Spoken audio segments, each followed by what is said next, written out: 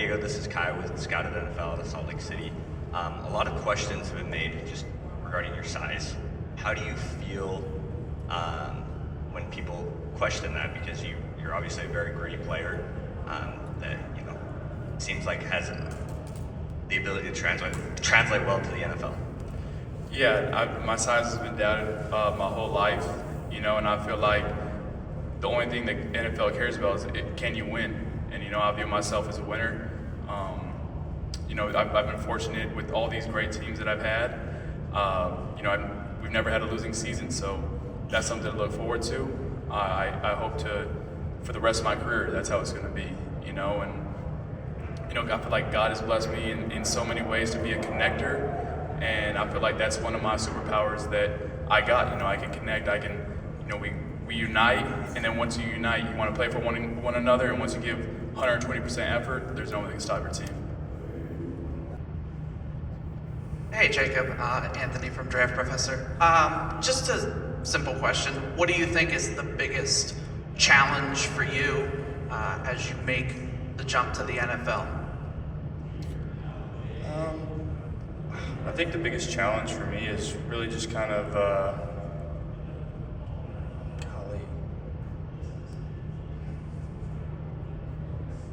I think going somewhere that, really prioritizing like what I can do, just trying to be real selective about what teams kind of fit my play style, and whether that be on defense or on special teams. And so I think it's a huge opportunity for me to be here this week to kind of figure that out, what teams see me where.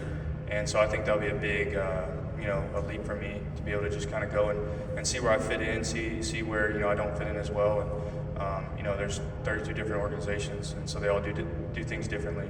And so I'm just trying to see where I fit in, who I mesh well with, who I create relationships with.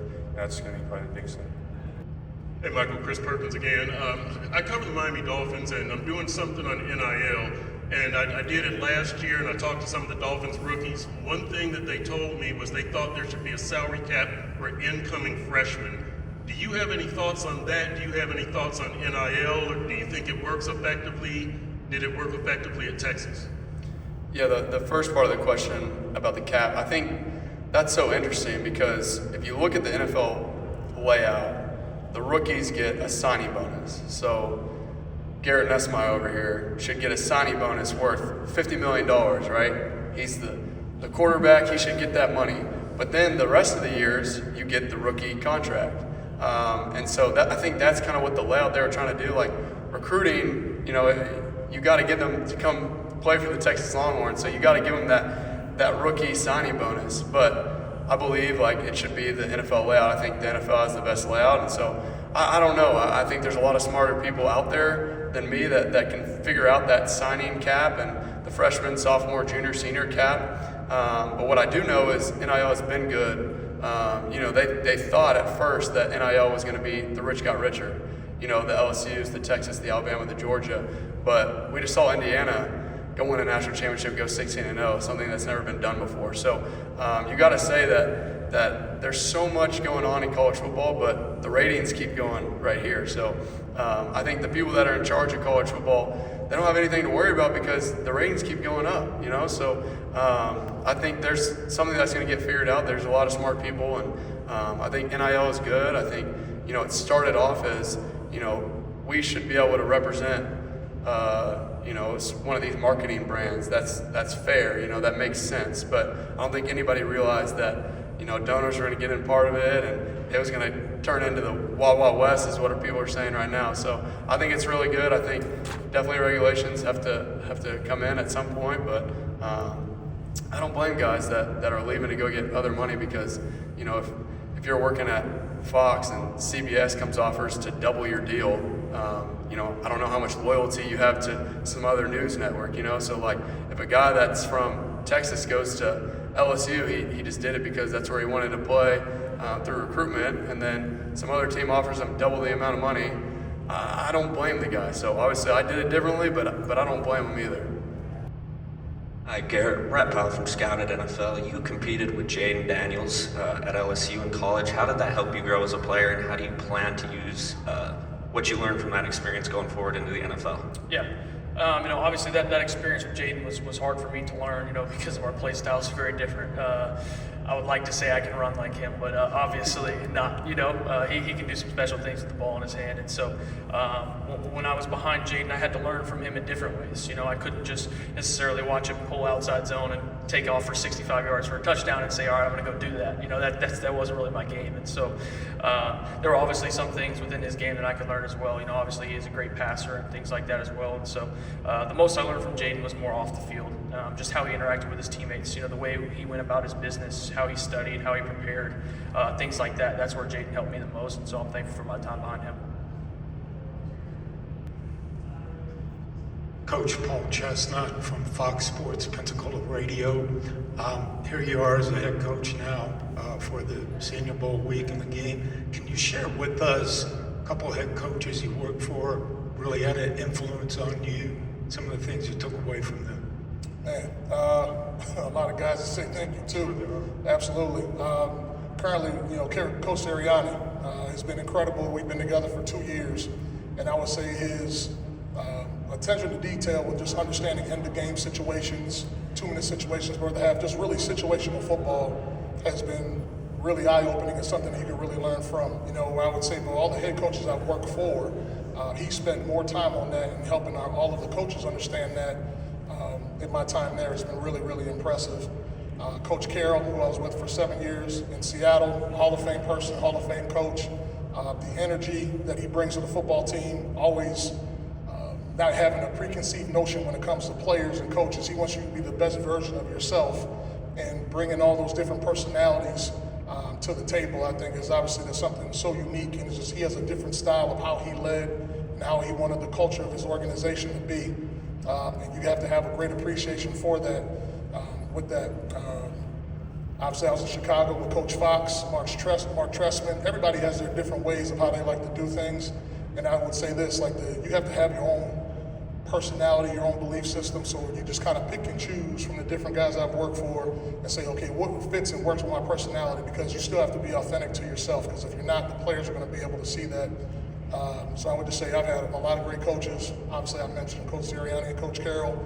I would say have been very influential. Coach Simpkins from Chiefs Wire. You talked a little bit about being down here last year. What are some lessons you learned from the game last year that you're hoping to deploy this time around? Well, I'll be quite honest. Last year, that was the first time calling a game, and you didn't have the luxury of everybody on headsets and that whole coordination that we see on NFL Sundays and college football Saturdays. So you figure it out. As coaches, that's where you find out who the really good coaches are. The ability to adapt and make lemonade out of lemons, so to speak. So that whole experience last year, it was phenomenal. Obviously, the ending of the game wasn't scripted that way. It happened that way. I'm a firm believer of things happen for a reason, and to have the ball go to Jack there to end the game after everything that he's gone through. And sorry, I'm getting emotional about it because just the sheer emotion that the team had, fans, everybody. I mean, that's what football is all about. And as far as the experience, obviously it puts us in a different light. It's going from a position coach to coordinating the offense, making sure everybody's on the same page. Your practice is organized. We're not missing a beat. It's no different than if I was back over on Airline Drive and with a practice with Kellen. Could you just give us an overview of the quarterbacks that are here, what you like about these guys, and maybe what your message is to them as the week gets started? Well, I'm going to tell you the message that I told most of the players that I talked to, and it's quite simple. No matter where you are and where you played, whether it's the Big Ten, SEC, ACC, whatever, I said, some of the guys that you played against will be working at UPS tomorrow. I said, the guys here will be playing on Sunday with you. So you better be prepared to compete against the best. And I'll try to rattle through them pretty quickly. Cole Payton is here because, the league wanted to see the young man because he's a dual threat, very productive in 1 year. So this is huge for him. He needs to prove that he belongs, which I believe he will. But again, that's the knock that they are, 1-year starter at North Dakota State. But North Dakota State has a long line of a lineage through this game that everybody's been successful that's been here. Talon Green, a Dallas kid, actually knew him when he was younger. He's another dual threat, big man. Wait till you see him. He needs to improve his accuracy. He's very streaky, but when he's on, he is really on, and he can run the line of scrimmage because he was prepared really well by Bobby Petrino. I'm sorry, Paul's here. Bobby, prepared him quite well. Diego Pavia, 5'9" quarterback, right up my alley. That's what I was. He needs to prove he can, actually operate within the pocket, or a team has to be very comfortable with him using his legs and using the RPO game for him to be successful. He's a competitor.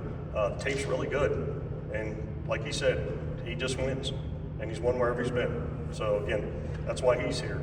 Garrett Nussmeier, that's easy for me. I've known him since he was 15 years old because we were at the Cowboys together. I was with his dad. Saw him rip it when he was 15, and I go, yeah, gonna be special. I knew I was going to invite him at the Manning Academy, and I actually told him I was going to invite him. But I said, I can't yet. I said, just be patient. And again, was it a great year? No, but I can't forget what I saw last year. I always say I can't unsee what I saw. So again, 4,000 yards, 24 touchdowns. The media was talking about being a first-round pick. Well, ask why. Well, now he's going to show people what he is when he's healthy and what he can do here, which I think will benefit him a great deal. Sawyer Robertson, I also saw down at the Manning Academy. I think you'll be surprised how well the ball comes out of his hand. He may be the best pure passer of this entire bunch. Playing from behind a lot, not a running game to be at all at Baylor. So he had a lot of issues that he had to overcome also. I'm trying to remember, is that all six or, pardon? Altmaier, yeah, steady through his entire career. I also saw him in the Manning Academy too. He's a bigger man than he looks on tape. He's really thick, he's built to last in his lower, he's very consistent, he's a really good game manager. He reminds me of some of the guys that, went through the draft while I was working with the Cowboys, and those type of guys are always, successful because they've always been steady producers throughout.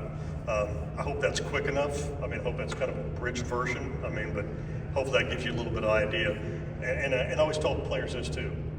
I don't give out gifts. These are all earned, and it is, the league wants me to put the 140 best players out there. And that's what I'm tasked to do, and that's what I'm trying to do.